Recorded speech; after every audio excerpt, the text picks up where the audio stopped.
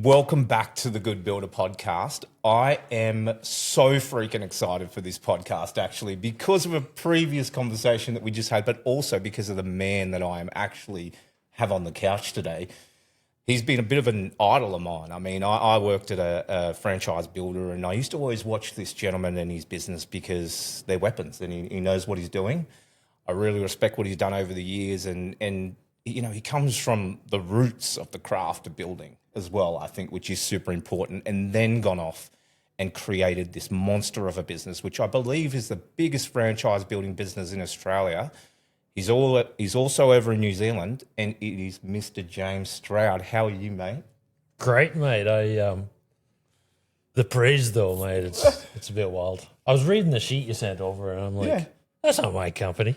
It is, man. But you've done some. It's pretty wild. I know, but what I find a lot is a lot of you builders, and I know yourself. You're fairly humble. Like, you have a look at what you've achieved. I was watching. So, for example, James, I was actually watching the supercars over the weekend.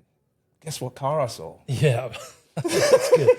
It didn't crash. Yeah, you know what I mean? And I was at the Ipswich race. I saw that. You've done so many great things. We talk to a lot of your builders as well. You know that. We talk to a few of your franchisees. Every single one of them sings your praise, and the Stroud Homes praise as well. So I think that's pretty cool. Yeah, that's good. My franchise lawyer told me one day that what I do is good old-fashioned franchising. Oh, really? Yeah, because a lot of franchise companies are big outfits with not much soul to them. Yeah. But we're just a family business, and like at the heart of it, my wife and I had a great experience being supported in our building company by a franchise. Yeah. And we just want to recreate that for other couples. Yeah. And I think you have. And, you know, you see them going up through starting their business with little kids.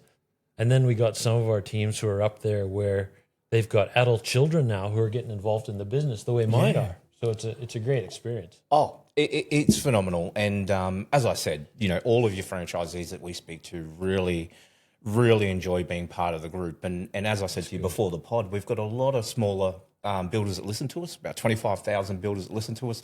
They're always asking for advice and things like that. And what we try and do at the Good Builder, James, is bring on awesome people like yourself and other professionals, and we try and guide them the way. Now, what I find sometimes is that it's hard to piece it all together, but when you have a system in place or a brand in place that does it for you like a franchise, it can just speed up that process of becoming a good builder. So that's why I wanted to talk to you today. Yeah, absolutely. And you know, there's so many people out there saying to the builders, you need systems. But that's like saying, if you want to drive from here to Melbourne, you need a car. Yeah. Yeah, but how do you build a car? Yeah. Oh, well, you need some wheels. Where do you get wheels from? You know, like the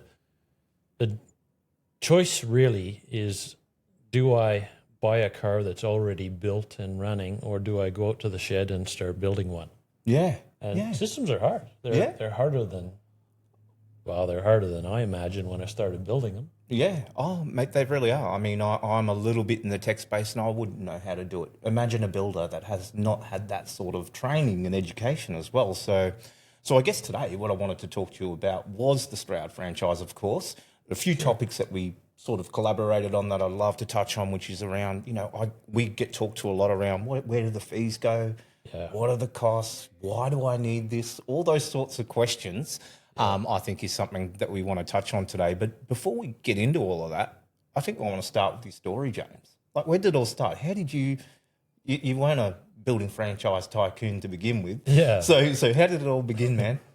Well, the story begins with, you know, me out there on a house in Calgary, Alberta, Canada. We used to get to the building site every morning and shovel the snow off the floor so we could put the walls off. Yeah, wow.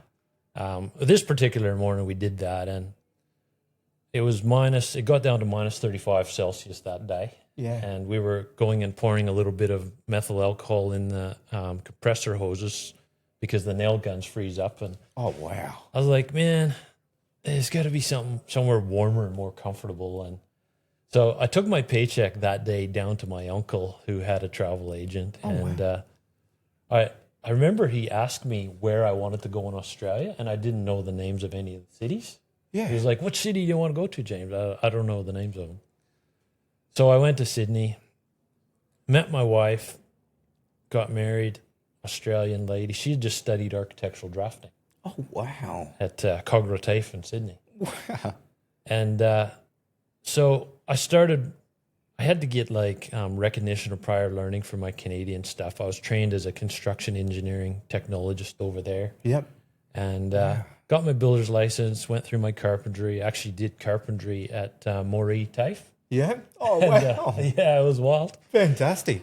And so then I started doing some carpentry contracting. I built up a team, did some renos, and then, I eventually bought a franchise myself. Yeah. And, for a guy that had come over from Canada with no experience, and the other thing I think was different for me is no uncles, no cousins, no dad around. You had no one here. They're all back in Canada. Yeah, just you. And everything was different.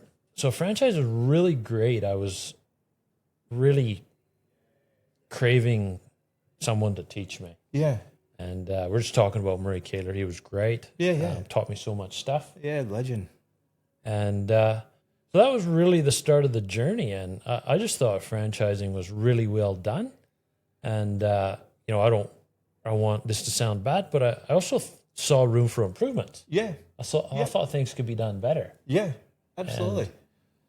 And, I was kind of like the guy on the castle, I was a bit of an ideas man. Yeah. Yeah. When he puts the light on the helmet. Yeah, but you had good idea. Look, I wasn't there at the time you were, with that particular franchise, but you've spoken about very highly there in terms of your ideas and the way you built and the business that you ran, and you were very successful. And I think it's natural for someone like you to want to improve and do things better. And if it's not within those constraints, I think we spoke before the podcast, I did the same thing. It wasn't within the constraints that I found as well, and I left because I wanted to do something else and improve the way my craft was marketing. So I wanted to go and teach builders how to market properly to their clients. And I thought I couldn't do it within the constraints of my previous employer, so I went and did it myself. Yeah. I think it's cool what you did. I think everybody should do that. And Yeah. and look, I can tell you right now, it was terrifying. Absolutely. The hair stood up on the back of my neck. I talked to my banker a few years after I made the move and started Stroud Homes, and he said, "Man, you had a mortgage on your house then, James, and we were terrified, like to go and start out your own thing." It was 2011, and we were just coming out at the back end of that GFC. Yeah. And he was like, You were wild. we weren't impressed, mate. But he is now, obviously. So. Yeah. Obviously, probably pretty impressed. So, mate, that would have taken a lot of courage. So, what was actually the motivation for you? I just had a really strong conviction that I had to have a crack, Okay. and that I was only going to be alive once. And that overrode the fear. I grew up in Canada around a lot of farming families. Yeah. And I saw a lot of farming families where the dad was 75 years old, the son was 45 years old, and he still had never made a decision in his life because the father was a real domineering character. Yeah. And I just wanted to be the master of my own destiny, whatever terrifying challenges that involved. I just wanted it to be that way. That is so cool. I see that in you, man, and I think that's so inspiring. I love that. And I think we talk about what makes a good builder on this podcast, but I think a lot of it sometimes can come down to mindset and who you are as a person, and if you know yourself. I think that's quite cool. Your accountant will tell you your history. Yeah. Your mindset will tell you your future.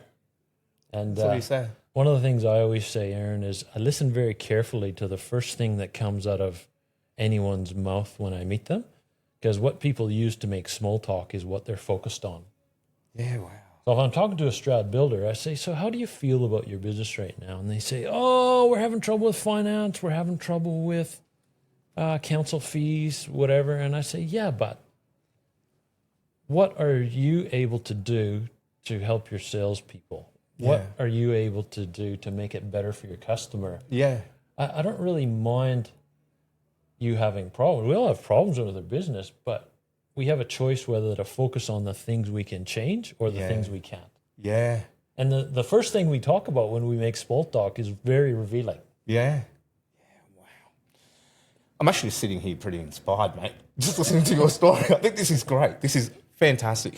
Well, now getting into the franchise now, we'll get into a bit of the nitty-gritty of that. Sure. You've grown it, you're all around Australia, obviously in New Zealand. Probably what we find, and when we talk to builders, and in, as I said, with my previous employer and things, is when you go and try to do franchise recruitment, a bit of what you get is, why am I paying for what I think I essentially already do? Yeah. So how do you overcome that? Or what's your sort of point of view on that, James? Well, I think a builder who's thinking that needs to look at every regional town in Australia, and the biggest builder in most towns is a franchise. Yeah. For better or worse. Yeah. And I think the biggest mistake that a builder can make in that scenario is assuming that the guy that runs the franchise is succeeding because he's smarter than him. Yeah. The people that buy franchises are exactly the same skill set and capability, just that they bought tools that make them better. Yeah. Yep. And why wouldn't you, So love it. When you can see this consistent, I'm not even talking about Stroud, it's franchises in general, consistently performing at the higher level in the communities. It's obviously clues. There's got to be value there. You know? Like, you got to take a macro view on that. Yep. Obviously, there's different levels of franchises, and I think mine's very good. It is the best. So you got to look at that as well. But, as far as this value, like, I'll tell you an experience that I had. Yeah. When I went through a short period when I was starting Stroud Homes where I was the only Stroud Homes builder. Yeah. And what I found is that my marketing spend was more than the marketing fee that I was paying. Yeah, wow. Because when you got to go out and get brochures designed and a website built for one building company, it's very expensive. That cost is not spread across a number of teams. You are 100% correct. It's just the economics of it just don't work that well. No. And the franchise guys are always going to be at this huge advantage. Just to give you an example, I spent just under $800,000 on billboards this year. And there's no way that an independent builder can do anything like that. No. Obviously they're spread across Queensland and New South Wales, but we did the race car. You can't do that without a healthy marketing fund, and I just think that there's things there that, and then the next question is, well, is all that marketing important to the client? Very. I'll tell you another story. Yeah. So, I love what you just said, actually. One of our franchises came to us and they said, we've been going for 6 months and this weird thing is happening. Our friends are coming to us for a quote. And I said, well, what do you mean? Weren't they before? Yeah. And they're like, well, weirdly, no. Our friends seemed happy to come to our house for birthday parties and barbecues and enjoy our hospitality. But when we didn't really have an office, we didn't really have brochures, we didn't really have a quoting system, these friends who we'd shown hospitality to were not coming to us for a quote on their new home. Yeah. And we felt offended by that. Yeah. It's like, we don't need to win your quote, but we thought at least that you would come to us for a quote. Yeah. Yeah. And now that we're with Stroud, they're coming to us for a quote. Yeah. Yeah. And you've got a space, you've got a nice showroom, you've got brochures, you've got options, you've got a quoting system. Yeah. It feels nicer. Yeah. And I know you're fairly humble and you didn't say this, but as you were talking, James, I'm thinking in my head, and you've got a reputation with Stroud Homes. Like, you've nearly bought yourself trust in a way, because Stroud Homes is so widely trusted across the nation and New Zealand that you get that instant trust factor. And that like a franchise fee, I don't even know how you put a cost to that, because that takes years and years and $800,000 plus another $800,000 and probably plus another 8 million to actually build.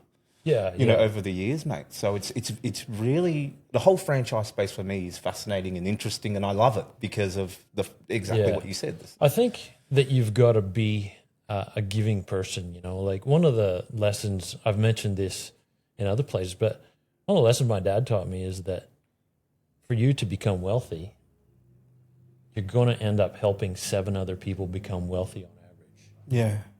And you can't do really well in business by going, I have to make sure that none of my money goes to anyone else. Those sort of people kind of become islands. And Yeah. I just think that you have to look at how can I make money sort of circulate between the people that I'm doing business with so well that I thrive. Yeah. That makes sense? Yeah. I love it. There are so many nuggets of gold in this podcast. We're not even a third of the way through it, but I've got a few things that I'm going to use later on, James. But one of the other things that you just said before was around, you know, your account will tell you your past, your mindset will tell you your future. There's just I love all this wisdom that you're sharing with us today, James. Mate. No, that's good. Is this part of what you get at Stroud Homes? You know, I saw the message that you sent out, you know, previously to all your franchisees, like that sort of stuff. That you're telling them what to do. That support, that knowledge. Well, you know, this is the way the world's meant to work. In a village, there's old people, there's young people. The young people got the energy, the old people got the wisdom. You take the wisdom and put it with the energy, you get a magic result. Yeah. So that's just what we try and do. It's simple. And I enjoy my franchisees, you know. People, I'm getting to that age where people go, oh, when are you going to retire, James? I'm like, retire from what? Yeah. You know, what am I going to do? Go sit on a boat and not catch fish? Like, I like hanging out with my franchisees. You do. I've been working with some of them for over a decade. Yeah. We've been trying to work out how to raise our children good and stay fit and invest in a whole bunch of other things other than just running building companies together for over 10 years. Yeah. And it's a really close-knit group. Yeah. Yeah. And, you it's know, part of you. I just enjoy getting together at a conference. Every conference, we get really good turnout. People like being there. Yeah. I think. I like being there. They It's love fun. being there. Yeah. Lots of laughs. Yeah. No, again, we talk to your franchisees. They love being there. They love being part of the group. They love the support. They love the positivity. That's everything. good to hear, yeah. Well, when they're talking about franchise fees and things, James, and you're talking about like where does that go, and people are trying to find out what it brings. What do you kind of tell them? Like, where does that investment go? I guess. Yeah, well, the first thing, I think it's important to know that there's a growing number of Stroud builders that their business's net profit exceeds the net profit of the franchise. Yeah, wow. So I'm happy with that. Yeah. That means that I've been successful. Very. And you know, I could probably arguably do better financially if I just went and built houses. Yeah. So I think that's a fairly democratic model when the franchise is sort of not making ridiculous amounts of money more than the actual franchisees. Yeah. I think that's really fair. Absolutely fair. So the other thing is, you know, I think builders really need to think about how they pay a sparky to make sparks and a bricky to lay bricks and a chippy to make wood chips, and I'm just the marketing guy. Yeah. You know, like you don't have to do it all yourself. Most builders understand that if you want to get to your business to any size, you can't be hoiking sheets of plasterboard around. Absolutely. Yeah. That's just not a thing you do. You start to outsource and get your subbies in and build a good subby team. And like, we're just marketing and systems experts. Yeah. We're business experts. You Yeah. know, we're able to pull out spreadsheets to give you pictures of your business. We've got a reporting portal that my web designers, they call it gamified. Yeah, cool. So tracking your finances at Stroud Homes a little bit like a video game. You slide Makes it a these bit little more fun. things around. Oh, wow. Cool. Really easy to understand. Yep. It's not heavy duty. So, yeah, I'm the marketing guy. Just pay the marketing guy the same way you pay everyone else. The way to think of it is the customer pays it. you create a bill of quantities for your home that you're going to sell. You got money in there for the plasterboard, the tiler, the carpenter, the carpet layer, the concreter. Yeah. And there's some money in there for the marketing and systems guy. And, Yeah. These computer systems are complicated. Yep. They're complicated to keep running. Yeah. They're complicated to keep up to date. You've always got someone to run. Now, I'll tell you another story. Yeah, go for it. I had a builder. He's from Dubbo. Great guy. Yeah. A lot of fun. But he talked to me in I think it was like 2017 or 18. Yeah. And we talked enough about it so he worked out which software systems we used. Yeah. Oh, okay. And then he just went, I'm just going to subscribe to those because all the stuff we use is available. Yeah. He got it, played with it for a couple months, and went, I got no idea what to do with this stuff. 4 years later, he finally called and went, no, I give up. I'm going to join Stroud. Wow. He's the number 6 builder at Stroud right now. Oh, no, he's flying. He's quickly outpacing the other guys at Dubbo, his former competitor. Yeah. It's like he's put it into overdrive. Yeah. Yeah. But he's now got those systems. And when you bring in the systems, you got to get your staff behind them. You're going to have your advocates and your saboteurs. Yeah. And then to make computer systems work, you got to have a business system. And a business system is just, what day of the week are we going to look at this? Yeah. And who needs to look at the numbers? Yeah. And what do we do with the numbers once we look at them? Yeah. And so we had to think about all that. So when you buy a Stroud franchise, we've got a standard team. And in that standard team, we've got a perfect week that goes with every role. So I can basically tell you what every person you hire needs to be doing on every day of the week. And we've got 35 builders deploying that method. Yeah, wow. So where the systems go beyond software systems, there's business systems, and then we've got these job descriptions that suit the business systems, which fit in with the software systems. And it's taken a long time to design and prove Absolutely. and do all that. Yeah. And as a builder, you just sign up and just start learning. Yeah. Yeah. Oh, I agree, James. Like the other thing we were just about to talk about was like value beyond the fees. When I look at the fees, it's almost like you sell a house, you pay a fee. But all those other things that you're talking about are the value beyond the fees. We probably missed the biggest one. What is it? Camaraderie. Yeah. Like just the thing with builders in Australian towns, Australian suburbs is that it's very stressful. Oh, yeah. And you talk to a mate, you go, well, if I give too much away, he might pull ahead of me, Yeah, yeah. And builders have said just the ability to pick up the phone and ring a builder who's using exactly the same software, building exactly the same designs, running his business in a very, very similar way, but not competition. Yeah. And just to be able to say, you know what, I had a pretty wild challenge today, and I'd like to run it by you and know how to fix this. So 100%. the thing that happens at Stroud Homes is the 5 o'clock, 5:30 catch-ups. Yeah. So these builders are in their youth, they're heading home, and they're going, I want to call my mate Johnny in Wagga. Johnny, how you going? This is what happened today. That's cool. Yeah. And how do you put a price on that? Yeah. I just think there's a lot of talk, and you guys have been on it, about the mental health of builders. Yeah, yeah. I don't think it's good to be doing it alone. I just don't think that. No.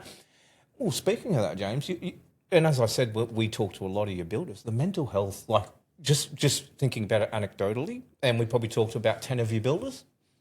They all seem pretty positive about the industry, pretty positive about their businesses. We talk to hundreds of others outside of your network, and we see them struggle. Yeah. So we do, like, just what you pointed out there, it didn't click until you started talking about it. The penny didn't drop till you started. I think that is a massive benefit to it, and is massively valuable beyond the fees. You don't you can't put a price on the brand. You can't put a price on that camaraderie stuff. Absolutely. Builders are, one funny thing I've always found with Aussie builders is if they haven't sat down and had a beer with someone, they won't pick up their phone and ring. Yeah. And, I put on these conferences. We have lots of time to just sit and talk to the other guys. We had a State of Origin event in Sydney. cool. It was a lot of fun. It was we had a private room, a big upstairs room in a steakhouse there, and Oh, wow. it was noisy. Yeah. Yeah, But they would have loved it. but lots of connections formed and lots of rapport, and it's great. Yeah. And as you said, they know they're not alone.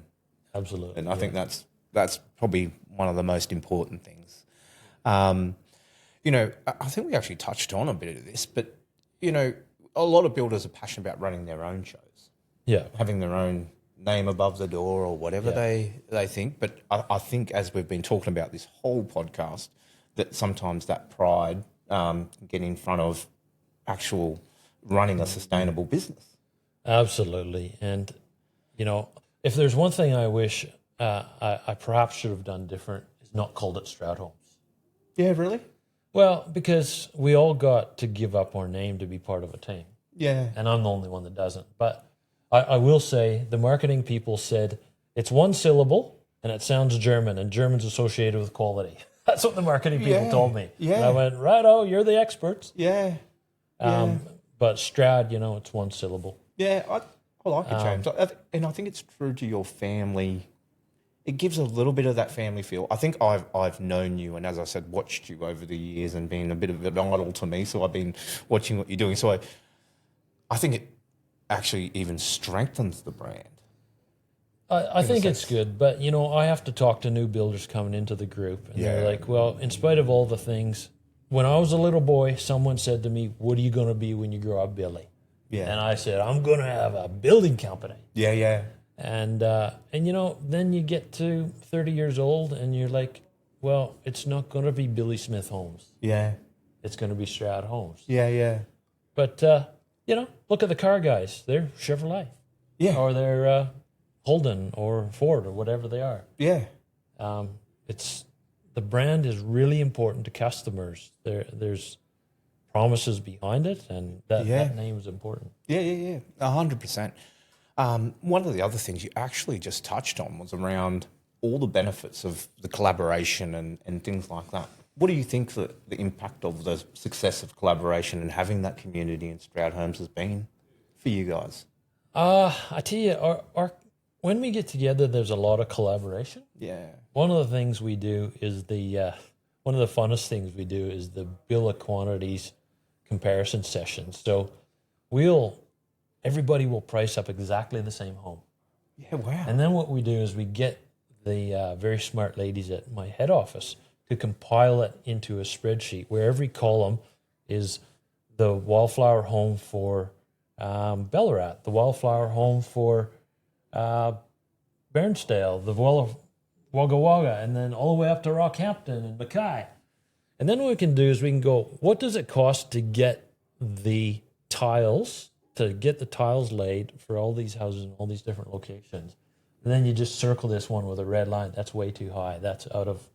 Wow. So that's an example of the collaboration. It's these builders rev each other up for having their prices too high. They go home with these massive to-do lists. I've got some subbies to speak to. You know? Yeah. I got to make sure I'm getting my things for the house at market value. Yeah. Yeah. Not above. Man, that's a massive benefit. But, you know, through COVID, there were so many twists and turns in the plot. You know, we went from thinking it was the worst thing ever. Then the grants came out, it was the best thing ever. Yeah. And then there was too much and not enough subbies, and it was the worst thing ever again. Yeah. And there was so much brainstorming, you know. We get together, and a lot of times I'm standing there trying to conduct the meeting with these builders, and I can't get a word in. The meeting just runs because they're just brainstorming flat out. Yeah. Wow. It turns into a brain cyclone. Yeah, that's awesome. That's so cool. And everyone's just into it. Yeah. That is so cool, James. Yeah, and you know, there's all these there's these academic studies about boards. Yeah. You know, how companies have boards. Yeah, yeah. And they know that boards make better decisions than individuals. Yeah. That's why every big company has a board. Yeah. Yeah. With a number of people on it. Yeah. You know, when you join a franchise group, you just give yourself a company, a board of directors sort of thing. You know, Basically. You're sitting around a table a really good point. with builders that are running businesses far larger than yours and far longer than yours. Yeah.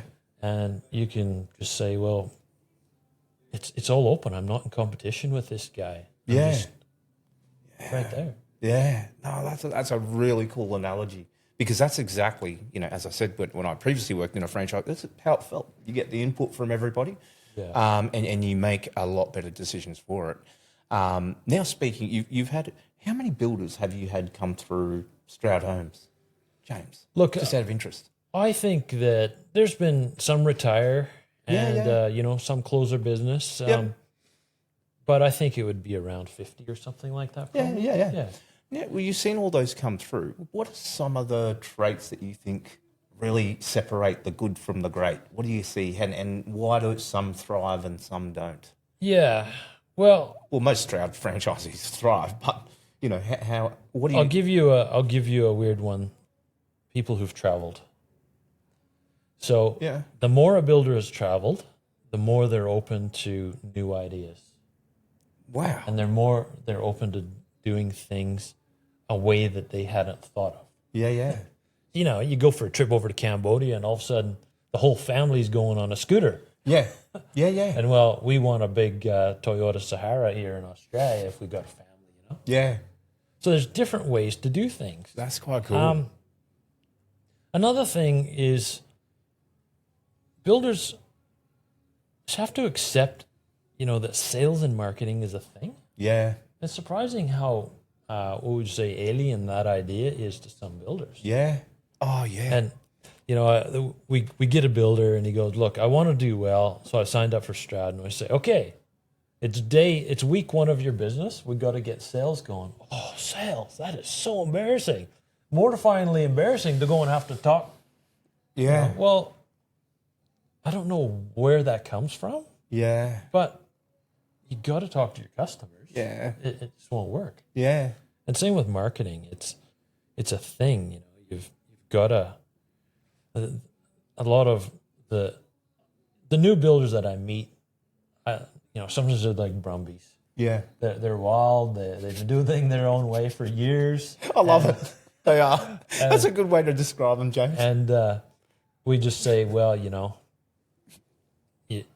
probably make a transition from wearing baseball caps and King G's to wearing a button-up shirt at some point. Yeah. I won't be doing that. I'm not interested in that. But a thing they say to me often is, look, we've never had to advertise. Yeah. We've always just thrived on word of mouth. Yeah. And I'm not really sure why that's a boast. Yeah. It's like, well, advertising is something all businesses do. You shouldn't be embarrassed about it. And I guess the way I look at marketing, Aaron, is that the more customers you can expose your business to, the more opportunity you have to be choosy. Yeah. To say, well, that customer there doesn't have a clear vision for what they want. I don't think they're going to be a good decision maker through the build, and therefore the risk of dispute in that person's build is higher. I'm going to knock that one back. But I've got good enough marketing that I can say no to them and take a great build over here. Yeah. With a family who's really good to work with, really well funded, has a really good block of land, a really good vision for their home. Yeah. That's a better contract. Yeah. And I think James. that's a thing that builders learn too when they come into Stroud. There's quality of sale. Yeah. This build is going to be really profitable to us. Yeah. This build over here, due to the land or the client, or there's a funding problem or there's a personality problem, there's no way we can make money on that. Yeah. It's never going to be profitable. Yeah. Mate, there has been so much, as I keep saying, there's been so much gold in this that I think I'm nearly going to buy a Stroud franchise. Oh, okay. You know what I mean, James? Like No, you got to keep doing this. But talking about the marketing and that, there was one thing when you started talking about that, and you can see the success of Stroud Homes. You're the biggest franchise in Australia. It's no wonder why. But when I had an experience where I got to sit with the late Mario from Metricon, and I've spoken about it a few times on the podcast. Okay, that would have been great. It was so cool. I had dinner with Smart him. man. And I said to him, and I was with GJ at the time, and I said, what's the difference between you and I? Why aren't we building as many as you? And he said, we're a sales and marketing business. You're a builder. And I was like, wait a minute. I'm sitting at this HIA We're all builders. What are you talking? And then I went away and I thought about it and I went, oh my God, he just gave me the biggest clue. Yeah. You know, like you said, builders have to understand that it's a sales and marketing game.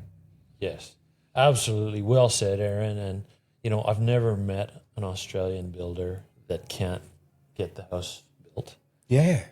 I've met Australian builders that choose the wrong clients. Yeah. Where it's impossible to get an outcome. I'm with you. I've met Australian builders that, you know, don't have enough systems in their business to handle a certain volume. Yeah. But the construction side is normally not the problem. And, you know, we have a saying at Stroud, sales fixes everything. If you've got problems with trade loyalty, you know, so let's say you're not happy with your tiler and your painter. Well, where is the good tiler and painter? Who's he working for? Yeah. Chances are he's working for a builder that has more consistent work. How do you get more consistent work? More consistent sales. Love it. How do you get more consistent sales? Better salespeople, better sales training, and better display homes. I love it. So, you know, you could pick so many examples. We could play a game. How does sales fix blank? Yeah. We could go into it. How does sales fix having difficult to deal with customers? Yeah. Well, you've got the opportunity to say no to some deals because you got a great sales pipeline. Yeah. And I think that causes 50% of the stress. Customers and not having that pipeline of customers to choose from. James, I think it's good. You're completely correct, mate. Yeah. There is so much, like this is probably one of the best podcasts we've done in terms of knowledge for you builders out there. There is so much in here you've got to... Keep saying that. There is honestly so much in this podcast, mate. Yeah, good. No, it's fun. Mate, the future of building business. Now, you know, margins are getting tighter. Trades are getting harder to get. What do you see in terms of structured models like franchise models? Do you see them thriving in the future, or do you see more builders coming toward this sort of thing? Yeah, absolutely. I do too. Yeah, I think it's kind of dangerous to do it on your own. Yeah. I mean, there's one of the things about Australians is I don't know if you know this, but around the world, Australian sportsmen are known for being better than average, you know? Yeah. Like Australians are just good at sports stuff. Yeah. And they're good at team sports. And they're also good at team sports that involve a lot of collaborative strategies. Yeah. But they don't automatically carry that into business. No. So I say to builders before, you know, you just told me that you got a great cricket team that you work with. You got a great touch football team and you're very close and you guys have been winning. But here you're running your building company all on your own. Yeah. Why not be part of a team? Yeah. Like it's obviously the way forward. Yeah. I'm with you. You know, we've just been through a terrible period where 50%, I don't know exactly, but from the numbers I can gather, it's about half of Australia's builders have either closed their doors or retired or something. It's true. You know? Yeah, James. And, you know, at Stroud, that number is more like 5%. Yeah, wow. You know, I just think being part of a team that's continually brainstorming, working together, having access to an old fella like myself, who has the experience. I've learned a few things the hard way too. Yeah. You know, I just think it's dangerous to be so cheeky to go out in business and not tap into all that. Yeah, I'm with you, James. It seems reckless. And I don't know, like when you talked about, you know, Australian builders and that, and it's probably primarily Australian men with the builder side of things, not trying to be sexist, but I do sometimes wonder if it's like a psychological thing with Australian men. We like sport, it's a game, so there's rules to it and you have to play with people. Yeah. But in business, we're like, oh, if we ask for help, we look weak. We're supposed to be men. Let's not talk, like we previously didn't talk about mental health. Let's not talk about our businesses because we should be in control. We should be okay. But there's a couple things in that, you know. And, and like one thing I see happening with customers that come to get houses built is I don't know if have you sold lots of houses? No, I haven't. I've never sold a house. Marketed a lot, but never sold a house. I'd love to. I've sat in the room, and one thing is that, you know, if we go back to caveman or the ship hit a desert island in the sea model where we got to recreate civilization, you have to build shelter for your family. Yeah. That's a thing a man has to do. Yeah, yeah.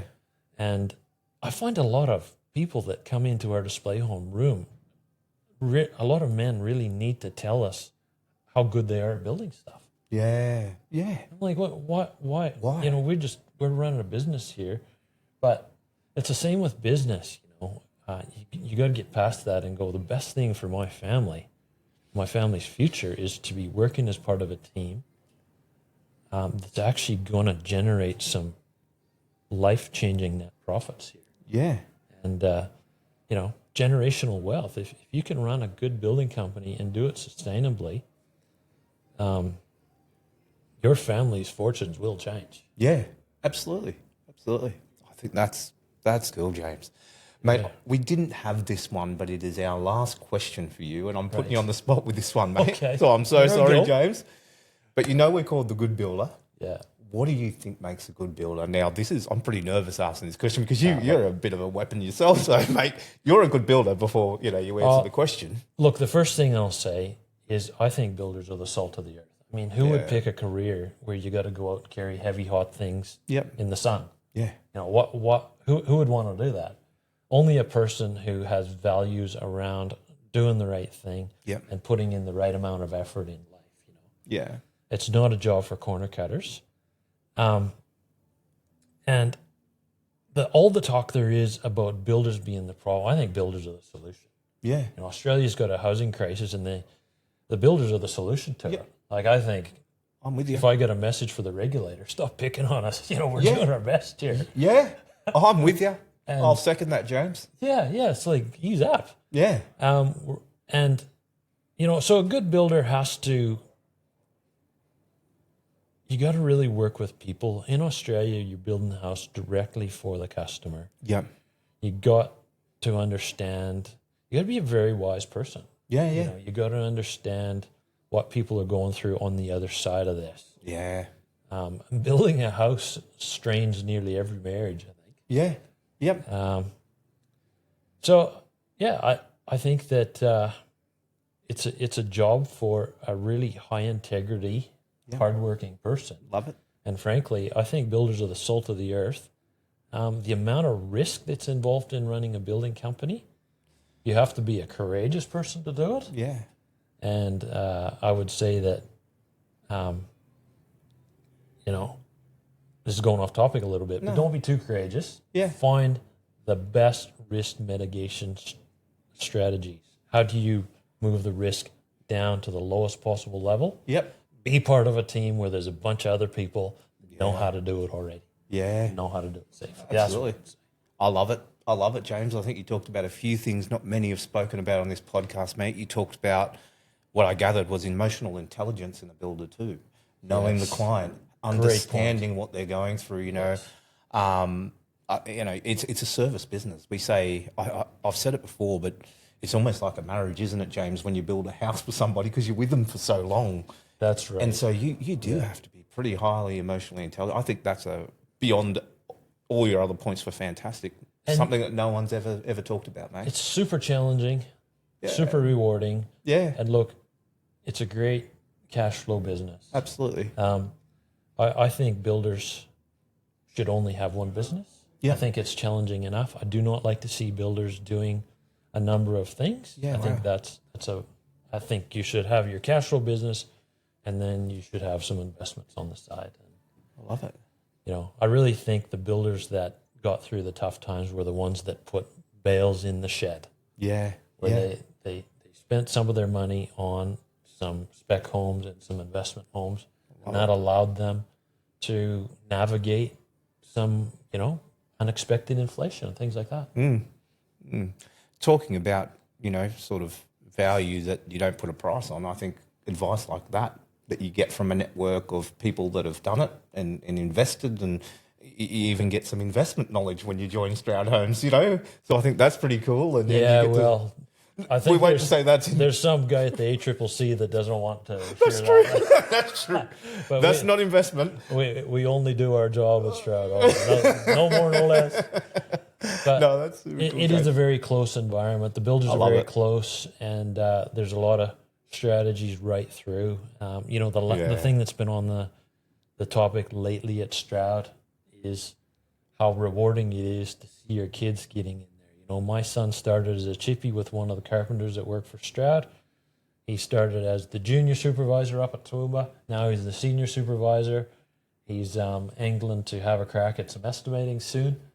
And it makes my heart glow with pride. Yeah. You know? And this is happening in other offices. That's amazing. I went to an opening, Slade and Aletha's beautiful new display home up there. And, Yeah. their son come up to me and he says, 2 more years to go, Mr. Stroud, and I'm done my apprenticeship.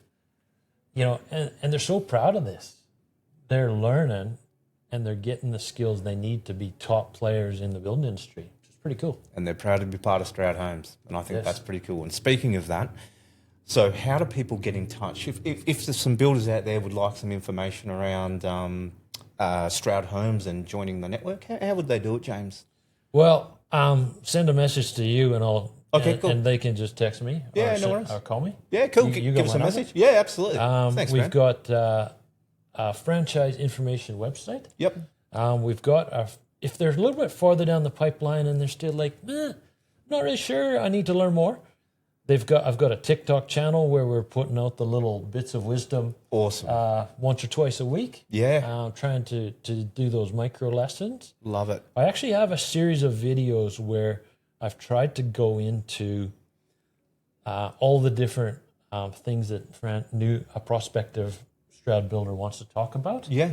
And we can give you a password to these videos. The reason that we do this is we don't only have to, make a builder feel like this is right. We've got to make a builder's partner or wife feel that it's right. Yeah. We also have to convince the father-in-law Yeah. and the uncle and the accountant. Yeah. You know, accountants are not big business growth guys. They're tax avoidance guys. Yeah.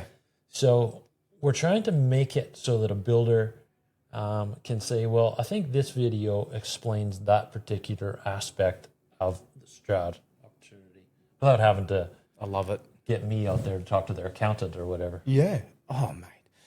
Well, James, mate, thank you so much for coming on the couch there. Oh. That was it was phenomenal, mate. Like, there was so much information in there. I can see why you're such a great leader and what you've done with Stroud Homes. And mate, But I got to say that your passion for the industry is what we all need. You're doing a fantastic job here at The Good Builder. And, you run a great show. Thanks, mate. I think all of us builders, I can speak on behalf of everyone and just thank you for what you're doing here at The Great Builder. Oh, mate. The Good Builder. Yeah. We'll call it The Great Builder. We'll call it, mate, you're an absolute legend. Thank you, James. I didn't expect that, but getting a compliment from James Stroud is pretty cool. So it's after genuine. all you've achieved, man. So, thank you. We'd love to have you back on. Very good. Love to be back. Thank you.